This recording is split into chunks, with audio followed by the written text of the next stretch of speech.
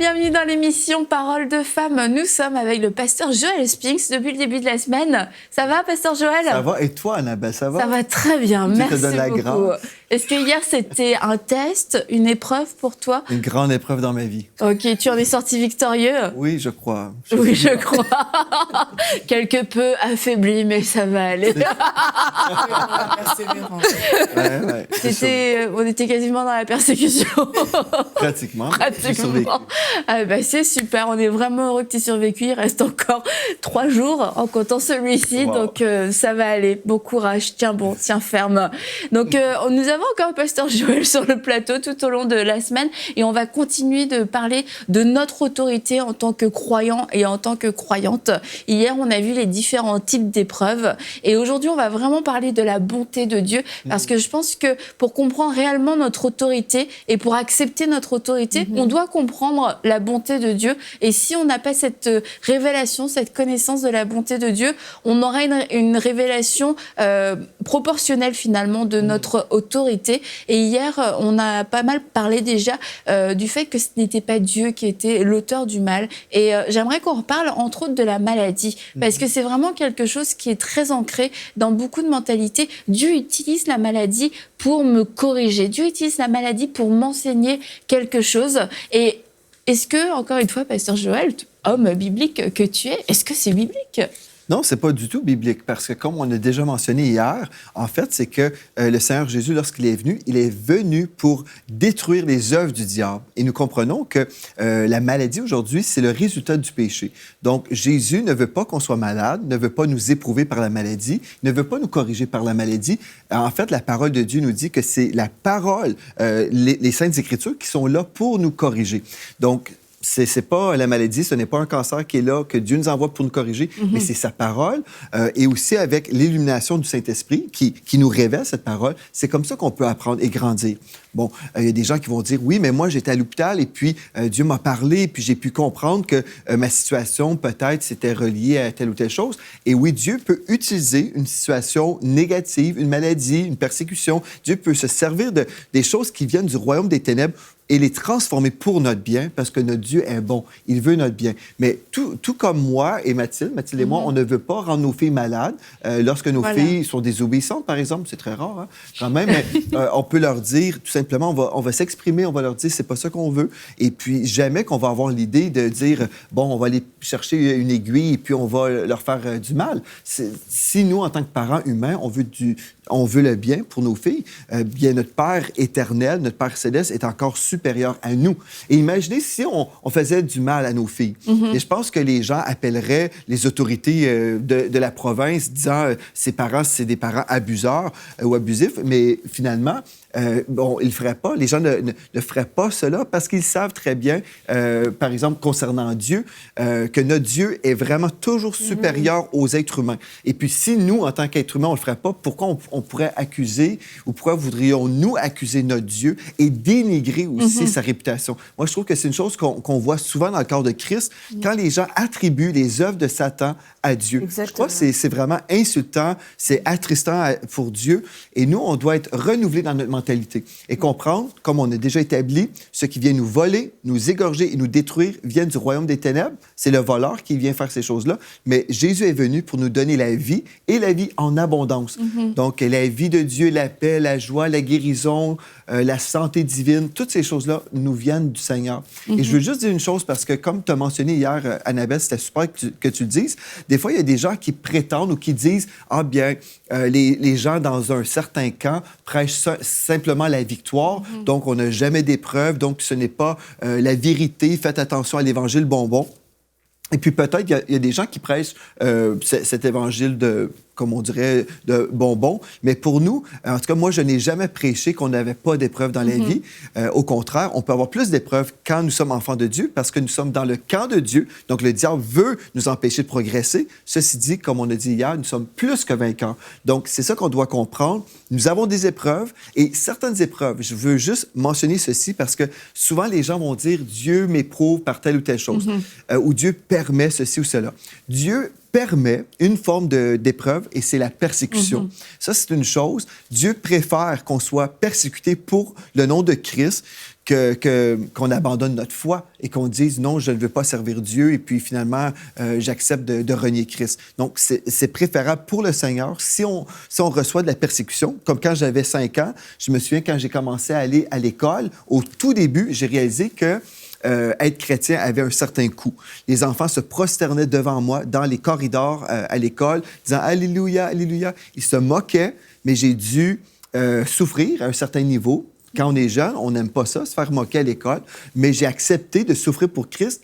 Et je me souviens, lorsque j'arrivais à la maison, ma mère me disait « Tu dois te réjouir du fait que tu es persécuté pour le nom de Christ. » Donc ça, c'est une forme d'épreuve que Dieu permet, mais je suis certain que ce n'est pas le cœur de Dieu, parce que Dieu n'aime pas ça quand on souffre. Il aimerait mieux que ces jeunes qui me persécutaient, que ces jeunes-là soient sauvés. Ça, c'est le cœur, vraiment la volonté parfaite de Dieu. Mais une forme, c'est ça, c'est la persécution. Mais les autres épreuves, c'est vraiment toujours pour nous raffiner et puis que Dieu va utiliser pour nous aider à devenir plus endurants, plus persévérants dans la foi, mais jamais pour nous détruire.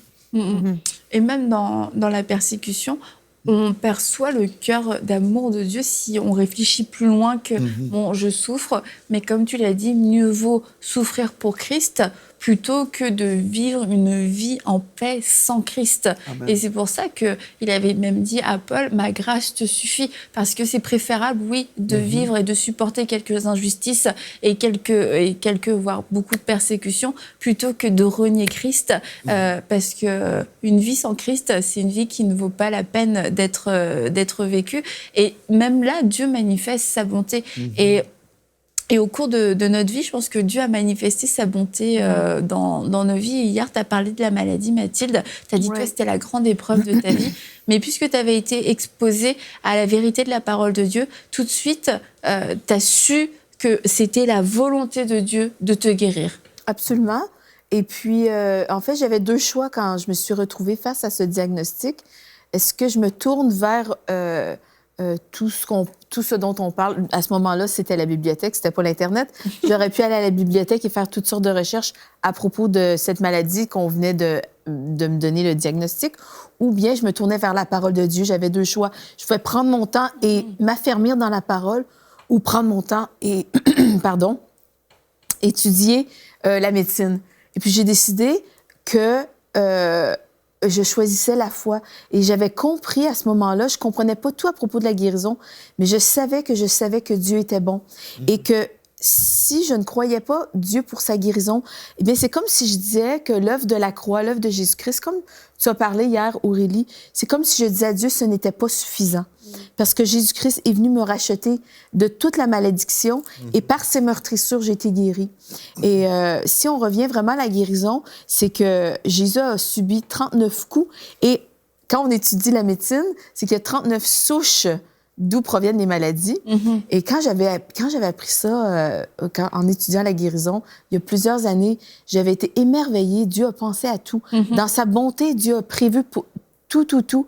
Et j'ai compris vraiment qu'en recevant vraiment l'œuvre de la croix que Jésus avait payé pour ma guérison, bien, en fait, je recevais la bonté de Dieu. Si je rejetais ça, si je rejetais l'œuvre de Jésus qui avait tout payé, que je dis, ben moi, je dois souffrir parce que Jésus a souffert, mais c'était une insulte à son œuvre. Et comment un Dieu qui est bon veut me guérir, comment pourrait-il à la fois être la source de ma guérison et la source de ma maladie?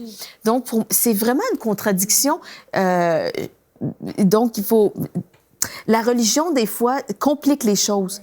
Mais la parole de Dieu, c'est vraiment très simple. Puis je pense aussi que c'est pas très cohérent. Quand les gens disent « je souffre dans mon corps pour glorifier Dieu », et là, ils vont prendre des médicaments pour aller à l'encontre de cette maladie. Donc, on dit que c'est pas très cohérent parce que si vous voulez vraiment souffrir pour glorifier Dieu, pourquoi prenez-vous des médicaments pour empêcher que cette gloire se manifeste?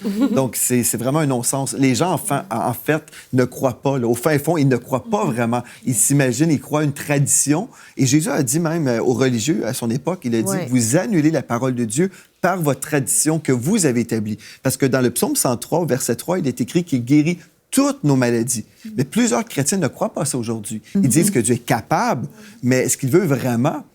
C'est là où on rencontre des gens qui ne sont pas en accord. Mais vraiment, il y a aussi des personnes qui acceptent de porter ces fardeaux-là parce qu'elles se disent qu'elles ne sont pas dignes. de recevoir ce que Jésus a fait à la croix. Il y a des personnes qui, pour elles, méritent ce qui leur arrive. Pour certains, c'est la maladie, pour d'autres, c'est dans d'autres domaines. Mais il y a vraiment des personnes qui acceptent ça comme, voilà, mais je mérite, peut-être c'est de ma faute, je suis tombée malade. Et là, on passe à côté de la bonté de Dieu quand on réfléchit comme ça. Parce que Dieu, il n'a pas donné sa vie pour les justes, pour les gens qui n'avaient rien à se reprocher. Il a donné sa vie pour des pécheurs. Et c'est vraiment la mentalité qu'on doit avoir. C'est de se dire que, vraiment, comme la Bible nous dit, Dieu désire que tous soient sauvés et que tous parviennent à la connaissance de la vérité. Il n'y a personne qui est exclu là-dedans. Il y a des personnes qui pensent que parce qu'elles étaient peut-être trop loin, parce qu'elles ont fait des mauvaises choses, c'est normal ce qui leur arrive et tout.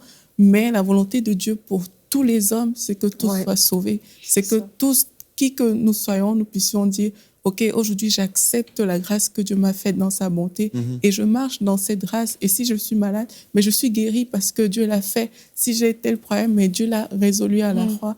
Et je pense que c'est avec ce cœur-là que Dieu veut qu'on vive notre vie de tous les jours. Et Dieu est glorifié quand on est guéri. Dieu est glorifié quand les plans du diable sont détruits de toutes sortes de manières. Et on parlait de l'opposition dans laquelle, des fois, le diable peut venir dans notre vie. Bien, quand ces plans-là sont détruits à cause que je connais la parole, à cause que je connais l'autorité que Jésus m'a acquis, bien, c'est à ce moment-là que Dieu est glorifié. Dieu n'est pas glorifié quand je suis terrassée, quand je suis empêchée d'œuvrer, d'avancer dans ma foi, quand je suis empêchée d'œuvrer pour Christ. Dieu est glorifié quand je marche dans ma destinée, pleinement. Je pense aussi... Oh, pardon, allez-y. Allez-y. Ah ouais. Allez-y. Que de politesse sur ce plateau. Moi, je crois qu'on parle de la bonté de Dieu pour notre autorité spirituelle. Et il y a un verset, en fait, la bonté de Dieu, pour moi, elle est vraiment contenue dans ce verset de Philippiens. Je vais bien le lire pour que tout le monde le comprenne bien. Philippiens 2, 9 à 11, ça dit « C'est pourquoi aussi Dieu l'a souverainement élevé et lui a donné le nom qui est au-dessus de tout nom, afin qu'au nom de Jésus, tout genou fléchisse dans les cieux et sur la terre, et toute langue confesse que Jésus-Christ est Seigneur à la gloire de Dieu le Père. » Et c'est ça la bonté de Dieu pour manifester notre autorité, c'est que Dieu, par sa grâce, par sa miséricorde, il nous a donné le nom qui est au-dessus de tout nom. Il nous a donné le nom de Jésus. Et c'est par ce nom de Jésus que toi, tu as pu exercer cette autorité pour contrer ta maladie, pour contrer le diagnostic que le médecin t'a donné, tu l'as contré avec le nom de Jésus. Exact. Et que Dieu, c'est ça comme tu dis Aurélie, Dieu est bon, ben il est bon, il nous a donné le nom qui est au-dessus de tout nom, il nous a donné l'autorisation d'utiliser le nom de Jésus pour pouvoir marcher dans notre autorité spirituelle. Voilà. Et c'est là l'essence même de la bonté de Dieu, à mon avis. Amen. Je pense aussi, pour saisir cette victoire, certaines personnes en ce moment, ils suivent l'émission et puis ceux qui ont été enseignés dans la tradition, ils peuvent avoir un combat aussi, un combat spirituel en ce moment, en se disant, OK, Mathilde a vécu une percée, on entend parler d'autorité, de victoire, tout ça, mais moi, je pense en ce moment à les chars dans la chair de l'apôtre Paul, je pense à Job qui a tout perdu, je pense à plein de récits dans la parole de Dieu qui semblent contredire ce que vous êtes en train de dire. Et j'aimerais vous assurer que nous avons lu la Bible, hein, parce qu'il y a des gens, des fois, qui s'imaginent, oui, mais Pasteur Joël, c'est écrit ici, là. Mais en fait, je veux encourager ceux qui sont à la maison, qui se posent ces questions. Bon, dans le cadre de Parole de femmes ou dans toutes les autres émissions de EMC TV, on va aborder des sujets, mais si on a vraiment soif, on doit faire des recherches pour nous-mêmes. Oui. Et on a fait une étude, en fait, plusieurs enseignements, plusieurs prédications sur la guérison, entre autres l'école de guérison qu'on a fait. Donc, vous allez sur le site EMC TV et puis vous pouvez faire une recherche et découvrir des écoles de guérison. Même Audrey Mac a fait une école excellente. Donc, il y a plusieurs questions. Une série sur la foi victorieuse. Aussi. Donc, si nous avons des questions et si nous entendons aujourd'hui, on dit « Ah, ben moi, j'aimerais ça, croire comme vous, mais j'ai tellement de questions qui semblent m'empêcher d'être vraiment dans la foi avec vous. » Faites vos recherches. Je veux vraiment vous encourager parce que c'est la parole de Dieu que vous allez connaître qui va vous affranchir. Oui. Pas simplement une parole qu'on entend. Et Dieu ne veut pas qu'on soit mélangé. Dieu veut qu'on soit dans la paix. Et tout ce qu'on est en train de dire, c'est biblique. Et en fait, il y a un verset que j'aime beaucoup dans Jacques chapitre 1 au verset 17. Il est écrit « Toute grâce excellente et tout don parfait descendent d'en haut du Père des Lumières, chez lequel il n'y a ni changement ni ombre de variation. Donc ici, le Père des Lumières, ce n'est pas le Père des Ténèbres, chez lequel il n'y a ni changement ni ombre de variation, c'est-à-dire Dieu ne change pas d'idée. S'il était bon, il nous donnait la grâce excellente, la faveur excellente et tout don parfait. Si on reçoit quelque chose dans notre vie qui n'est pas un don parfait, c'est quelque chose qui vient contre nous, nous attaquer, nous détruire, bien, réaliser que cette chose-là ne vient pas du Père des Lumières. Notre Dieu n'emprunte pas les choses des ténèbres pour nous façonner, pour nous éprouver. Non, mais il est un bon Père. Et dans le psaume 145, verset 8, il est écrit qu'il est bon. Tout simplement, il est bon, bon envers tous. Donc, Dieu ne fera pas d'exception de personne. Si nous disons, je crois ta parole et je crois que ton cœur est bon, tu es un Dieu rempli d'amour pour moi, bien, je veux recevoir ton amour et la manifestation de cet amour. Et puis, je sais que dans mon cas, j'ai eu un bon père. J'ai eu un bon père généreux, gracieux. Et pour moi, c'était facile de croire dans ce bon Dieu. Mais il y en a d'autres qui ont vécu d'autres choses, qui ont vécu peut-être un père méchant, un père violent. Je ne sais pas, il y a toutes sortes d'expériences dans la vie. Et on doit faire attention de ne pas transposer notre expérience humaine et dire que notre Dieu, notre Père céleste est comme ça. Non, il faut faire la part des choses. Peut-être votre père a été méchant envers vous, mais aujourd'hui, vous pouvez être renouvelé et découvrir que le Père céleste, lui, il est rempli de compassion. Et même la Bible nous dit qu'il conserve sa bonté pour nous.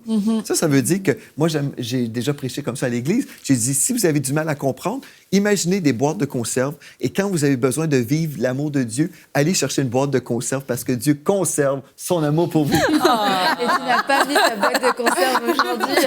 Alléluia. Et tu disais, Dieu ne fait exception de personne. Il n'y a pas d'exception dans ce règne d'amour. Et je crois que certaines personnes se disent, depuis le début de l'émission, en fait, oui, c'est vrai, je suis d'accord. Oui, c'est vrai, ils ont raison. Mais pas moi, parce que moi, je mérite, comme tu disais, Aurélie, moi, j'ai fait quelque chose de mal. Moi, j'ai fait des mauvaises choses. Puis, tout simplement, j'y ai pas cru. Donc, c'est normal que tout ça, ça m'arrive. Et je crois qu'aujourd'hui, vous pouvez juste expérimenter la bonté de Dieu pour vous. Et il n'y a aucun mot humain qui va vous convaincre que vous méritez cette bonté, que Dieu veut vous l'accorder. Donc moi, ce que je vous propose de faire, c'est que vous demandiez tout simplement à Dieu de vous révéler son amour, de vous révéler sa bonté et de lui demander à l'esprit de vérité qui dit donc la vérité, est-ce que je suis une exception? Est-ce que c'est bon pour tout le monde, mais pas pour moi? Et écoutez sa réponse et vous verrez ce qu'il va vous répondre parce que je crois qu'on pourrait en parler encore pendant des heures et des heures. Mais quand tu as un mensonge qui est logé en toi, t'es d'accord, vraiment, t'es intellectuellement d'accord, t'as rien à redire, mais il y a quelque chose tout le temps, cette voix qui te dit « mais c'est pas pour toi, mais c'est pas pour toi ». Donc c'est génial, amen, je reçois, je crois, je suis enseignée, mais si on ne le vit pas, c'est qu'il y a une compréhension juste intellectuelle, mais il y a besoin maintenant, aujourd'hui, d'avoir cette révélation qui va venir détruire ce mensonge déjà, complètement le faire fondre et qui va venir apporter cette assurance qu'on a que Dieu est bon. Oui. C'est ça, parce qu'on peut avoir une connaissance, comme tu dis, intellectuelle. On peut connaître beaucoup de choses à propos de Dieu. On peut dire, oui, dans mon Église, on enseigne qu'il est bon, mais on ne l'a jamais expérimenté. Et ça n'est pas descendu dans notre cœur, parce que oui, c'est important qu'on renouvelle vraiment nos pensées. Hein? C'est bien que tu dis ça, parce qu'à travers les années, par nos expériences, on peut avoir pris ces expériences-là et dire, en fait, Dieu est bon, mais pas pour moi, et avoir cru ce mensonge-là parce que toutes sortes de choses sont arrivées, et Dieu ne fait pas exception de personne. Et j'aimerais dire une chose aussi pour les personnes qui ont vécu des malheurs et qui ne comprennent pas pourquoi c'est arrivé. On dit, Dieu a permis, et mettons, comme la perte d'un être cher, la perte d'un enfant, et on dit, c'est arrivé, Dieu a permis cette épreuve, et ça m'a fait grandir spirituellement. Et j'aimerais juste dire à ces personnes-là qui disent, mais je ne comprends pas. Et Dieu n'est pas dans les pourquoi, Dieu n'est pas dans les éternels questionnements. Dieu est infiniment bon. Et des fois, c'est juste de dire, c'est tout simplement parce que le diable me voulait du mal, parce que la source de cette chose, c'est simplement ténébreux. C'est simple, ça vient pas du royaume de la lumière, ça vient simplement du royaume des ténèbres. Et puis, tout simplement ça, des fois, on se questionne à perpétuité, infiniment et pour toujours. Et puis, dans le fond, c'est juste parce que le diable est méchant. Mais nous savons que Dieu est infiniment bon. Ouais. Et d'ailleurs, je pense, parce que tu en parles, et j'avais vraiment cette pensée par rapport à la perte d'un être cher. Et Oui. ça a provoqué beaucoup de confusion, beaucoup de questionnements, de la colère, etc. Oui. Mais en fait, Dieu veut consoler, tout simplement. Dieu n'était pas l'auteur, Dieu veut consoler. Puis puisque tu en as parlé, est-ce que tu voudrais prier pour ces personnes qui traversent ces moments-là? Oui, certainement. Saint-Esprit, ta parole dit que tu es le consolateur. Et Saint-Esprit, je prie que tu puisses venir consoler tous ceux et celles qui nous écoutent en ce moment et qui ont perdu cet être cher, qui ont perdu cet enfant, qui ont perdu un bébé. Seigneur Dieu, je prie vraiment que ton esprit puisse venir envelopper. Viens prendre ces personnes, viens prendre ces gens dans tes bras d'amour. Et vraiment que ton amour soit manifesté tangiblement aujourd'hui. Recevez l'amour de Dieu dès cet instant parce que Dieu vous aime d'un amour éternel. Et ses bontés pour vous se renouvellent à chaque matin. Saint-Esprit, je te demande de venir consoler, de penser les blessures et de venir renouveler l'intelligence, Seigneur. Viens par ta parole, viens Esprit de Dieu et enseigne-leur toutes choses. Seigneur Jésus, nous savons que ton amour est répandu dans nos cœurs par le Saint-Esprit. Fais-le maintenant. Recevez son amour parce qu'il est bon. Amen. Amen. Et soyez consolés. Amen. Amen. Je sais aussi qu'il y a des gens, comme tu disais, Mathilde, qui se posent des questions. Mais pourquoi c'est, pourquoi ça?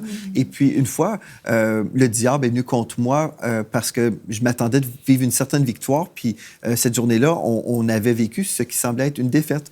Puis, j'ai dit, mais Seigneur, pourquoi ça l'arrive? Et puis là, le diable me dit, mais tu vois, tu es obligé de changer ta théologie parce que tu vois, là, tu n'as pas eu le résultat que tu souhaitais. Et puis là, je me suis mis à pleurer. J'étais dans ma voiture, je pleurais parce que j'étais attristé. Et là, le Seigneur m'a posé une question. Est-ce que ton cerveau est ton Dieu? Est-ce que tu dois tout comprendre?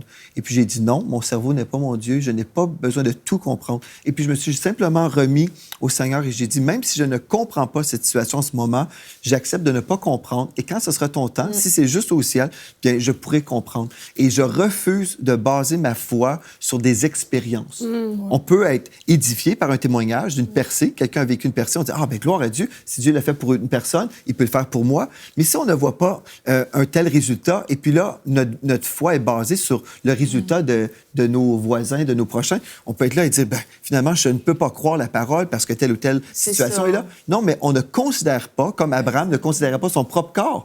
Il a considéré la parole de Dieu. Et notre foi doit être ancrée exclusivement, fondée exclusivement sur la parole de Dieu. Peu importe les situations contraires, même dans nos vies, on peut être là et dire, non, il est écrit, comme le Seigneur Jésus a dit, il est écrit, et c'est ça que je vais croire. Et puis, je préfère mourir dans la foi que de mourir dans le doute. J'aime mieux croire Dieu jusqu'au bout et me retrouver au ciel. Et là, Dieu va me dire, bien, tu n'avais pas trop saisi telle chose. Voilà. Mais c'est vrai. Hein? Ouais, souvent, on va accuser Dieu. Hein? C'est important aussi de se rappeler, quand on a des situations comme ça difficiles, là où on semble ne pas avoir peut-être la main de Dieu et tout, moi, je pense que c'est important vraiment de le dire et de le déclarer, la bonté de Dieu. Je le dis parce que moi, c'est ce que Dieu m'a enseigné quand j'avais perdu mon frère, c'est qu'il y a une situation qui est là, qui est arrivée, mais c'est important, malgré la situation, de dire qui est Dieu, de vraiment déclarer sa bonté, de vraiment parler qui est Dieu, malgré la situation qu'on est en train de voir. Dire que Dieu est bon, dire que la bonté de Dieu est avec nous, ça ne nous abandonne pas, quelles que soient les réalités, quel que soit ce qui nous entoure. Vraiment dire qui est Dieu dans les situations dans lesquelles nous vivons, c'est vraiment quelque chose d'important parce que ça nous replace directement. Il y a la paix de Dieu qui vient, il y a beaucoup vraiment de choses qui viennent avec ça, mais c'est vraiment qui est Dieu dans cette situation. Là, la situation me montre que peut-être c'est quelqu'un qui a perdu déjà plusieurs enfants. C'est ce que la situation montre. Mais dans cette situation, qui est Dieu? Vraiment le dire, le proclamer tous les jours s'il le faut. Et ça va vraiment remplir de l'amour de Dieu. On va voir à quel point Dieu est bon. On va le goûter même dans ces situations-là. Et je crois que c'est important de le faire. Ouais. La Bible dit, vous connaîtrez la vérité et la vérité vous affranchira. Amen. Et c'est Jésus qui est le chemin, la vérité et la vie. Et comme tu disais tout à l'heure, c'est que quand on a ces pensées qui sont logées dans notre inconscient, il faut, comme tu disais, de prier, d'amener ces pensées captives à l'obéissance de Christ. Et vraiment, c'est le Seigneur qui va mettre la lumière et qui va briser ces jougs, qui nous rend captifs. C'est des mentalités qui nous empêchent justement de voler, de s'envoler, de prendre l'essor, de vraiment prendre la direction que le Seigneur a pour nous, parce que ça nous garde en arrière, en fait. Je pense aussi qu'il y a des gens qui peuvent nous suivre en ce moment qui se disent « Oui, mais moi, je me retrouve dans une situation et c'est de ma faute. J'ai commis des erreurs et puis voilà, est-ce que je suis condamné à vivre telle chose? » Et je me souviens quand j'ai fait une erreur, là. Comme je me souviens vraiment d'une erreur. J'ai fait une erreur, mais je me souviens, on était en Alberta, je venais tout juste d'acheter une voiture. Ben, j'avais acheté une voiture. Ah, tu en as parlé. J'en ai parlé. Ah ouais, non, mais je vais pas répéter. Non, mais en fait, c'était de ma faute. Hein. J'avais signé un contrat et puis je pense que les intérêts étaient élevés à 20 Elle a même pas mis la faute sur toi. Elle a dit on. Elle a pris le blâme. Elle a porté le blâme avec Mais toi. en fait, je priais puis je disais, Seigneur, j'ai acheté cette voiture et puis après 3 ou 4 ans, je me souviens plus trop, 3 ans peut-être de paiement, on n'avait pratiquement rien touché sur le montant initial. Ben, juste des intérêts, J'ai dit, mais c'est quoi l'affaire? Et là, j'ai parlé avec la personne à la banque qui me disait, monsieur, vous avez signé un taux très élevé. J'ai dit, ah mon Dieu, j'ai mal agi. Mais là, puisque j'ai été racheté de la malédiction et même de ma stupidité, bien, Dieu m'a racheté et dans l'espace d'une semaine, on avait le montant et on a payé au complet la voiture. Donc, si vous avez fait quelque chose et puis vous dites, ben c'est de ma faute, peut-être, mais Dieu est capable de vous racheter aussi et de vous délivrer de votre erreur parce que nous avons un bon Dieu, il veut nous libérer. Amen. Amen. Bien, merci beaucoup. Et chez vous, je vous encourage à rechercher cette vérité, à avoir le désir de connaître la vérité plutôt que d'entretenir des choses qui viennent peut-être de la tradition, qui viennent d'enseignements que vous avez entendus, reçus, ou parce que tout simplement vous ne comprenez pas. Mieux vaut ne pas comprendre la vérité, mais simplement y croire aveuglément, faire confiance aveuglément dans la vérité, plutôt que de croire des choses qui nous mentent autour de nous, parce que nos 5 sens nous mentent, nos sentiments nous mentent aussi. Donc cherchez la vérité et confiez-vous pleinement dans cette vérité, même si vous ne comprenez pas tout. Et la bonté de Dieu fait partie de la vérité, parce que Dieu est bon. Et j'ai envie de dire, Dieu est bon En tout temps. et en tout temps, Dieu est bon. Oh, excellent. On se retrouve demain pour une prochaine émission de Paroles de Femmes.